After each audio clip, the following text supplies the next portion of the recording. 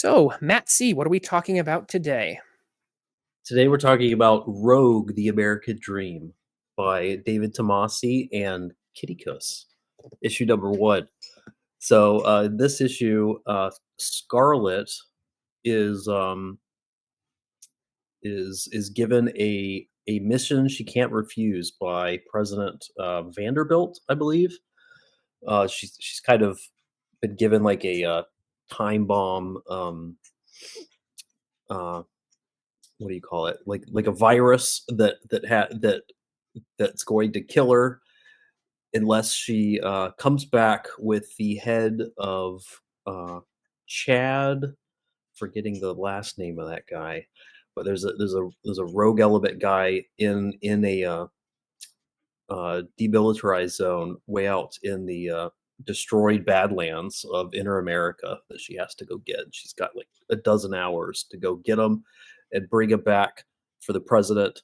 And this the, lots of action ensues, lots of shooting, really cool, uh, just manga explosion moments, and yeah, Scarlet slash Rogue pretty much kills about 200 people in this comic. So if you like guns and boobs, this is a manga you might want to be checking out.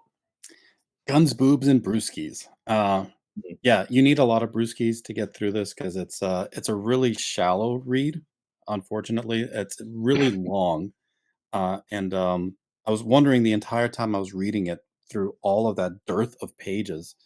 Where yeah, there's a lot of actions and shooting. There's no character development. I don't even know anything about this rogue protagonist. There's nothing really established or stated or history given or anything really for you to latch onto or care about this character in any way. She's thrown in a cell. She's told about this virus. She's given a vaccine that has some time limit on it, and then she goes a blasting. And somewhere along the way, she decides that she wants to destroy the whole world, and she's going to give nuclear codes to the world leaders. And there's just a lot of, I don't know, desire, I guess, to draw and tell sequences where there's a lot of intense battles happening during that time. There's about two major confrontations from what I could tell in the story, which both felt really shallow because there was really not much setup for either one of them. And yeah, it's just a wish fulfillment from what I could see, type of comic. The art was hit and miss for me.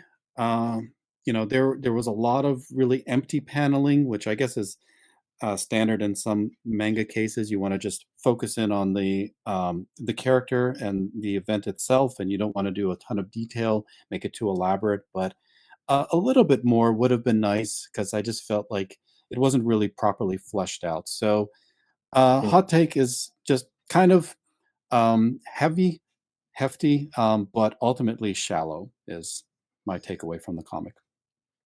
The art charmed me here and there. So I am going to say a couple positive. I will say some positive things there. One of the issues with the art, like I said, it was I think hit and miss is a very. I concur with that. The misses to me, and I understand there's this very stylized and it's got kind of a an indie slash amateurish edge to it. But that's not a strange thing in manga. Like I said, One Punch Man kind of built a whole Yeah. cottage industry on that, on the back of that. However, one thing I will say is that the thing that holds the story back artistically are issues with clarity. And Mm. so there were a couple pages and panels in particular where you just had black on black essentially, and I would just look at the image and my eyes would get lost and not know how to focus or what I'm actually seeing.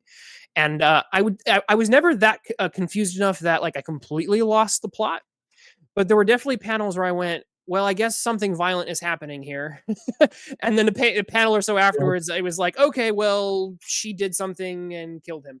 But it could have been stronger because in those moments, you really want to see how Scarlet or Rogue is killing somebody. One of the examples I'll give is when she headbutts someone very early on. Like I knew she headbutted, but afterwards, the panel where that a person like kind of like dies, I was really unclear as to exactly what I was looking at. It just kind of looked like a little bit of a conflation of just of black inks and lines, and that's something that happens a few times in this book, where you just get kind of like this kind of explosion of black inks and lines, and you don't know where your eyes are supposed to look. And actually, I'd say it's a recurring issue with the artwork. So I think it could definitely be stronger when it comes to clarity.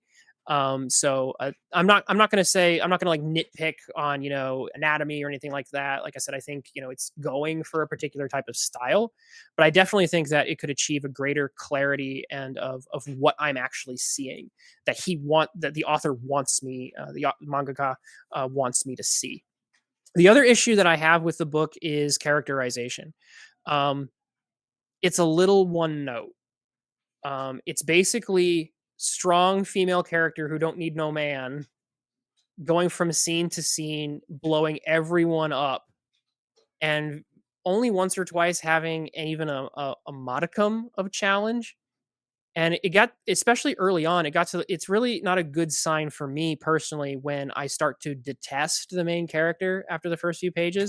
But yet, Oh, but yet she's calling the president the C word and saying, "Oh my gosh, you're such a horrible, woman." And it's like, well, you're a horrible woman. So wait, what gives you the right to call this other woman horrible when you're awful too? And I have no reason to like connect with you, because it just kept on like doubling down on that. Because right after that scene, they're like, "Oh, let's go get you equipped. Let's go get you some equipment." And the first thing she does when she meets the person who's supposed to give her equipment is, "Here's why you're wrong." And it's like, so like, not only is she like, bigger and badder than everybody, like she knows more than everybody. It was honestly, it was a bit, it you really, didn't like that? That was like, okay, yeah.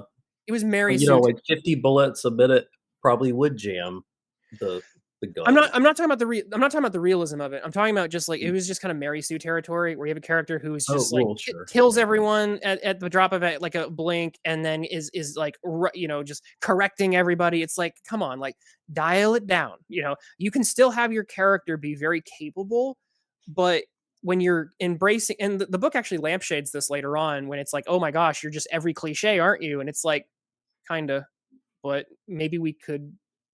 So I know the author I know the author is cognizant that they're working in tropes, and I like tropes in writing. I love superhero stories. This one really just put the thumb on the scale way further than I usually like.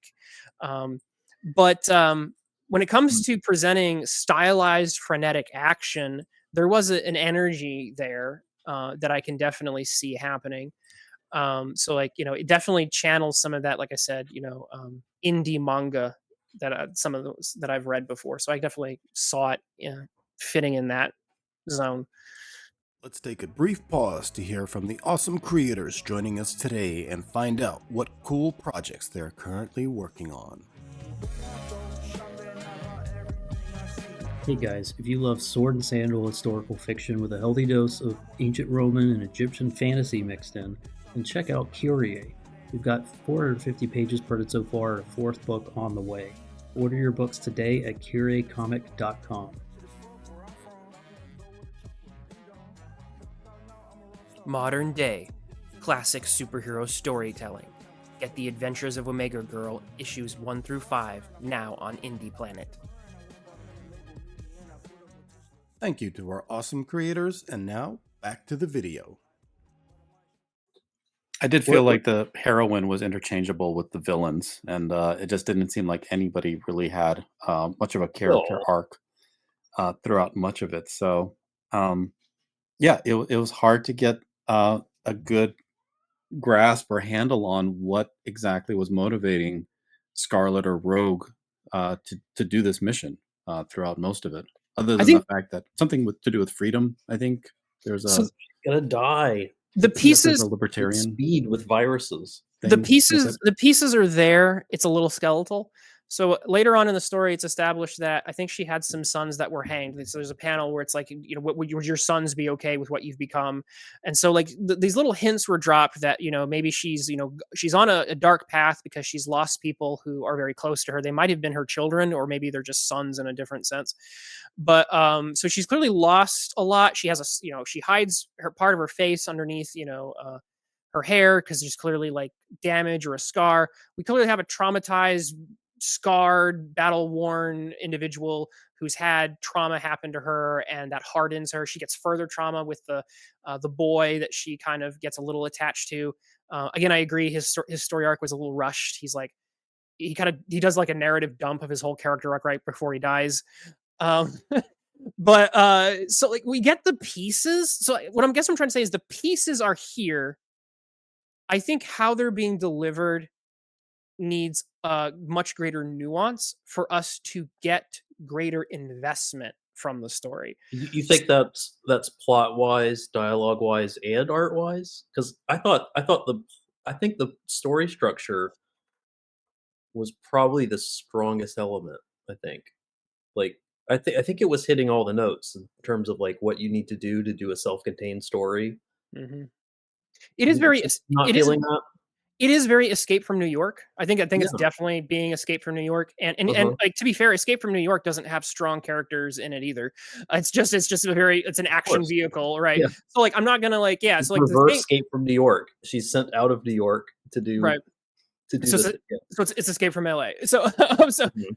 so no, it's no. So I'm trying to what I'm trying to do when I evaluate this. I am trying to evaluate it by the bar it's trying to meet. So I'm not trying to measure it by bars it's not trying to meet. That being said, I still think that it can hit the notes it wants to hit stronger so that we as readers have more investment in it and we have Yeah, more investment in the character, because if we like the that's character fair. a little more than we do, we won't be irritated with her when she does what she does at times. We'll feel more investment, and maybe we'll even feel a little like a worry for her when she's challenged. So like I said, these are things that I think can just be improved upon. It's not again. So I think we have a good starting place here. The only thing I will say I do have heavy criticism for is the editors of this book, because the editors of this book left a lot of grammatical mistakes. Like by page 2 or 3, I was racking up. If I had a red pen, I'd be circling all over the place. So really got to work on those edits, my friends. And when you have an address for a character, like you say a name, right after that there should be a comma, and that was almost never done. So that's the English teacher in me coming out, but really got to work on the I typos and remember I errors. asked my wife, I was like, "Is Scout's honor apostrophe S? Is it possessive or is it just plural?" She's like, "It's obviously possessive." I don't know. Maybe that could be some ambiguous. But I remember that moment. There was something. So sometimes I do lettering uh, for a side day job, and I'm aware that manga will sometimes shrink text to fit them in smaller speech bubbles or blow them up to fit them in bigger speech bubbles. It's not something we do in Western comics. Doesn't mean it can't be done. And certainly there's a history of doing that in manga. Uh, primarily, my understanding is that's a tradition that we do in translated manga, right? Because we're just trying to fill the speech bubble that was already in the art. And the interesting thing about this comic, this is more of a minor quirk, but it was kind of funny to go like big speech bubble, medium, small text, like when you're not limited by that. The speech bubbles were digital and it wasn't translated from the Japanese. So unless we're wrong here, so I don't understand why we have to um, you know have a big speech bubble and especially when the art, I think, particularly with the action scenes, needs as much visual as possible. Like you really don't want to obscure any of the art because you're limiting our ability to interpret what we're looking at. And there were some panels where I bet we would have been able to interpret what's happening in some of those action scenes if there wasn't as much speech bubbles covering up. Especially because we've already established that there's variability with these speech bubbles. So why not just go small with all the speech bubbles, maximize what we're getting visually, and just kind of standardize it because you're not limited by That translation concerns. So that was my little quip. Just thinking about that, like I didn't. That That might was come from a missing out. tradition.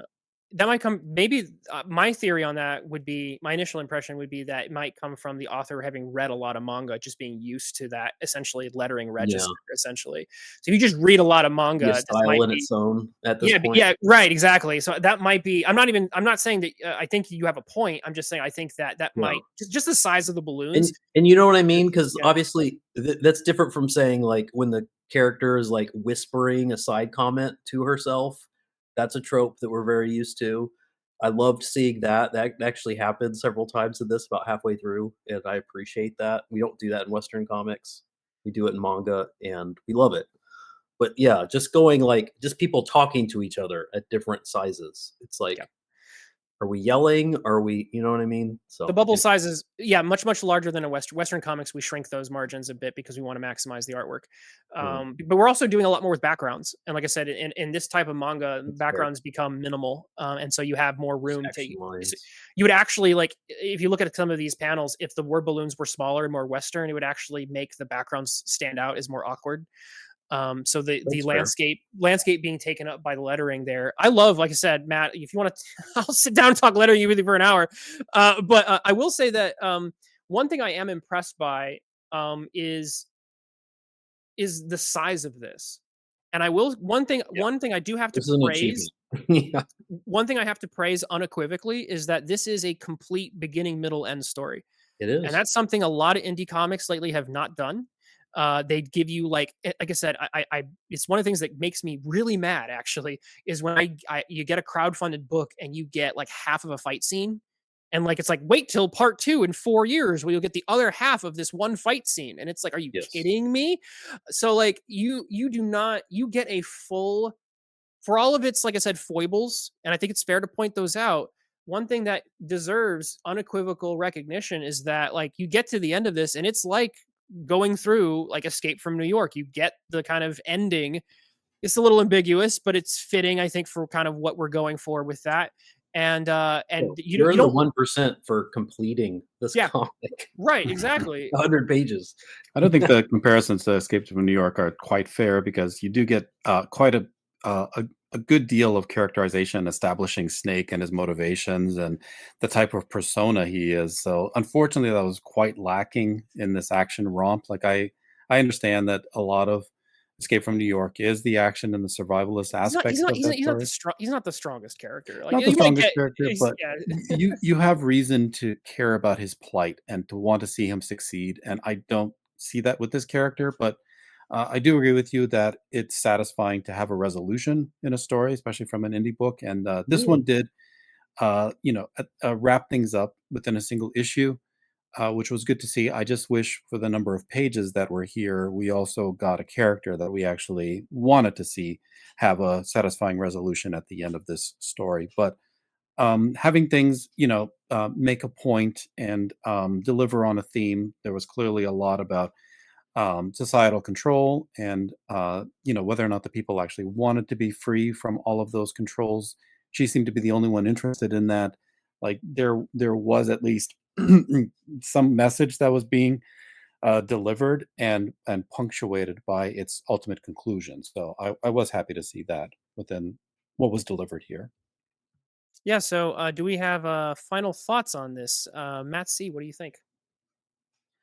Yeah, I mean, I think that the tone was set really quickly about what the expectations would be, that this is a rock'em sock'em, like, 80s action manga, and I think it delivered on that, and even the art, given how action-oriented it was, I think the artist, I kudos the artist for rising to that challenge of all that action, despite the fact I think the artist was a bit stronger on the pinup side than the action itself. So I think that limited some of the pages, but I think that the script was doing what it needed to do. I think the plot in particular was the strongest element. There weren't any self-indulgent kind of, from my perspective, silly extraneous stuff. Like I think the the story actually delivered as promised. And given how expanded this story was, because it could have been done in 50 pages, the fact that it was done in a lot more than 50 pages says a lot. 128, I think. It was, at least it was over 100. Maybe the PDF is more with the variant covers and stuff. But this is an exceptional. I mean, most people can't, as we know, can't put out 36 pages. So this is kudos for actually having an inspired vision, putting it together, putting a team together, and actually delivering on a finished product. Well read. Yeah, would like to see a little bit more focus on character development in future issues. I did see that it left off where there's opportunities for the story to pick up again, and every new creator is certainly welcome and encouraged to continue refining their craft and improving themselves. And the criticisms might feel harsh and might sting, but hopefully they motivate huge strides towards improvement and mastery within future attempts. And that's what I'm looking forward to seeing. There's a lot of good here, and a lot of sincere effort, and um, things that surpassed uh, what's delivered even by other creators' standards. So definite achievements and things to be proud of, room to be improved upon, and hopefully accomplished within future attempts. Thank you very much for checking out the video. Subscribe, like, and stay tuned for more.